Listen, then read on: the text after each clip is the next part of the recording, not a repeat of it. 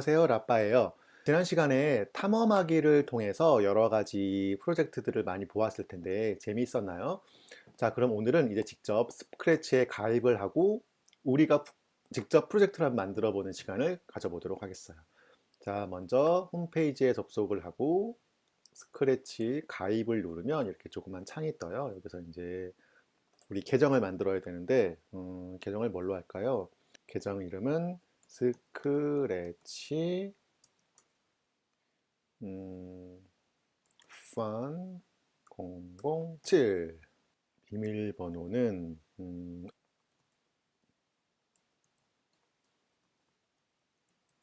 스크래치 fun 007 그리고 비밀번호를 입력하고 다음 그리고 생년월일을 만약에 뭐 한 2005년에 태어났고 남자 국가는 사우스 코리아가 여기있네요. 사우스 코리아로 하고 다음 그러면 이제 부모님의 이메일 계정을 넣으라고 되어 있어요. 부모님이 이 친구들이 스크래치를 사용하는 거를 또 승인을 해줘야 하기 때문에 부모님 이메일 주소를 넣고 그리고 그 아래는 친구들 이메일 주소 있으면 친구들 이메일 주소 없으면 부모님 이메일 주소를 또 적어도 돼요. 저 같은 경우는 제 이메일 주소를 적을 거고요. 양쪽에. 그리고 이거는 receive update from the scratch team이라는 건데 뭐 새로운 소식이 있을 때 준다는 거예요. 소식을 전해준다는 건데 체크를 해도 되고 안 해도 되고 저 같은 경우는 체크를 할게요. 그리고 next. 자, 다 끝났네요. 스크래치에 이제 로그인 다 되었고요. 그리고 여기 보면 공유를 하고 댓글을 남기고 싶으면 그 보낸 이메일을 확인을 해야 해요. 지금 저 같은 경우도 이렇게 메일이 왔죠. 이 이메일을 링크를 클릭을 해야 공유를 한다거나 댓글을 남길 수 있기 때문에 꼭 자기가 만든 프로젝트를 공유하고 싶으면 꼭 이메일 확인을 해야 돼요. 그때는 아까 적어 놓은 이메일 주소로 가보면 이렇게 새로 이메일이 와 있을 거예요. 보면 스크래치 팀으로부터 인사가 뭐 이렇게 됐고 왔고 아래 버튼을 눌러서 이메일 주소를 확인하세요 라고 되어 있는 부분을 클릭해서 이메일을 확인하고 나면 이제 이메일이 확인됐기 때문에 이제 아까 말한 것처럼 공유하고 댓글을 남길 수가 있어요. 자, 시작합시다 라고 클릭하면 이제 첫 화면으로 돌아왔죠. 이제 본격적으로 만들기로 한번 가보죠. 만들기를 클릭하고 자, 이게 이 화면이 이제 우리가 만들 프로그램, 게임이라던가 애니메이션을 만들 때 가장 많이 보게 되는 화면이에요. 위에는 각각 메뉴들이 있고요.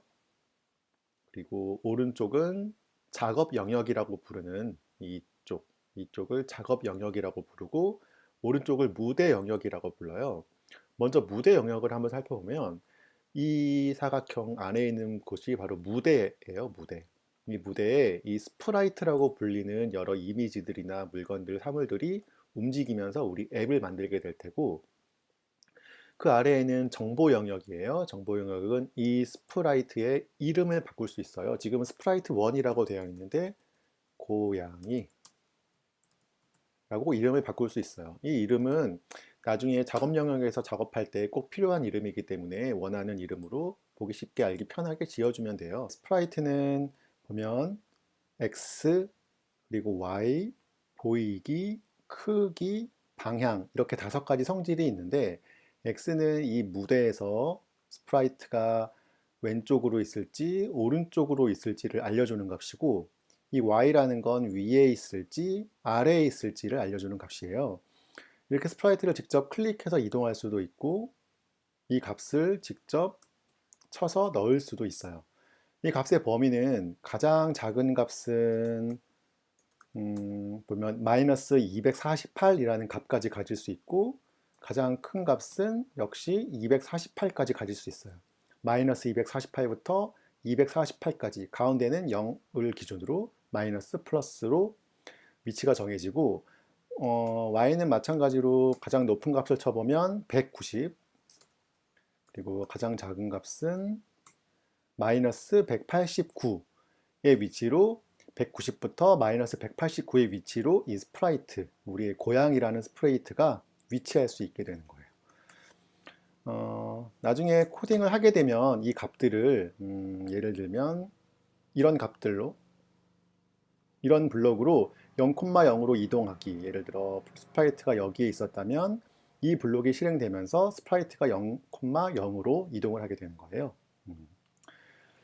그리고 보이기 안 보이기는 이 스프라이트가 화면에 표시될지 표시되지 않을지를 결정하는 것이고, 이 역시 나중에 배울 형태에서 보이기, 숨기기 이 블럭으로 조절할 수 있어요.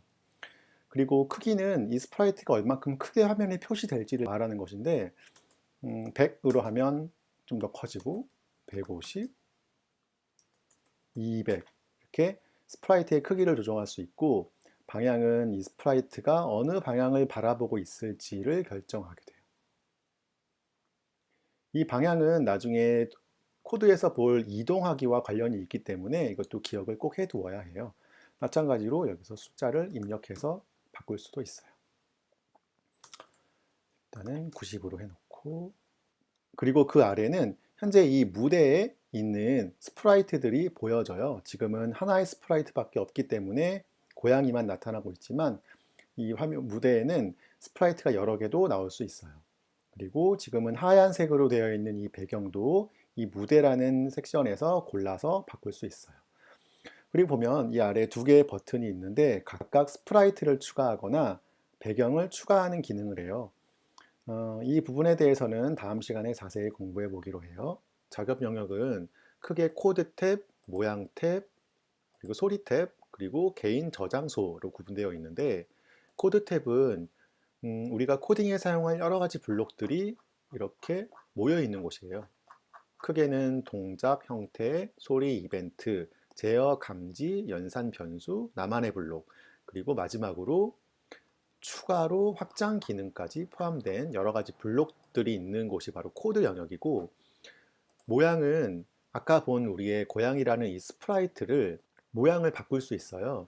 이 스프라이트에는 실제로 지금 보면 모양 1과 모양 2가 등록되어 있어요. 이 스프라이트 전체의 이름은 고양이라고 되어 있지만 이 고양이에는 두 가지 모양이 등록되어 있는 거죠. 각각의 모양은 우리의 작업 코드를 통해서 모양을 바꿀 수가 있고, 그림을 그리거나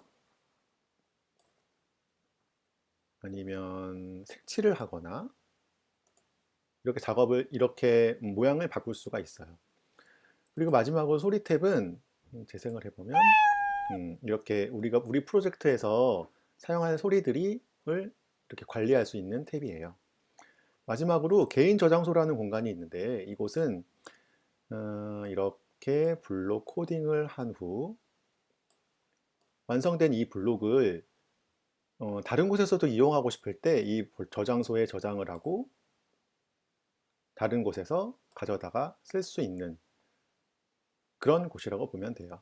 이것도 나중에 한번 다시 공부해 보죠. 자, 여기까지가 지금 화면 전체 구성의 기본을 배웠고요. 이걸 안 했네요.